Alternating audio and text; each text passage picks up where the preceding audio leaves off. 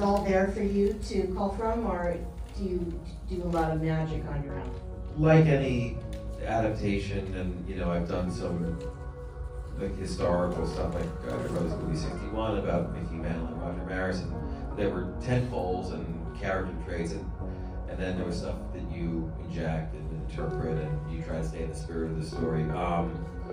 This is obviously a fictional thing, so you don't have to be beholden to the real people and worry about their families and how they're going to react and stuff. But we drew from the essence and the spirit of the Italian version, took what we thought were the best parts of it, the most intriguing parts of it, and there were a lot of beautiful things in their version.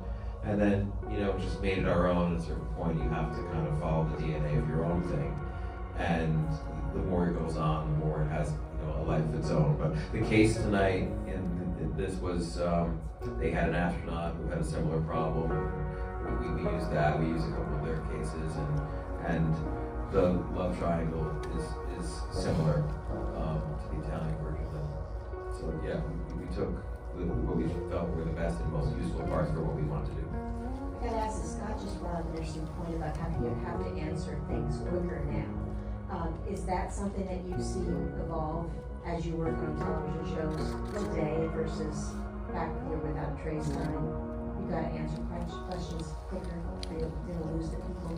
Yeah, I mean, Without a Trace was closed-ended and anthological, more or less, so I didn't have that pressure. On the 9, there was an issue of, it's an old show from 15 years ago, it's quite good, I don't know if we watched, but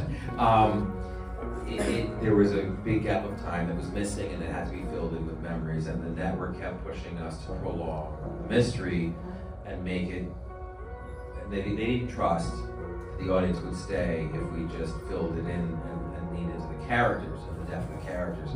And I'm very proud of what we did there, but I did hear anecdotally from some friends, like, I kind of wish you'd let us in sooner. Like you knew, but the audience was kept a little bit more at bay. And we're only talking about a question of maybe 2 or 3 episodes that should have revealed things earlier, but that can make a difference. And I think you try not to calculate it. You try to really put yourself in the position of the audience. What do you feel like they will crave, they will want? When will they need it? How long will they tolerate being kept in the dark? You try to imagine yourself.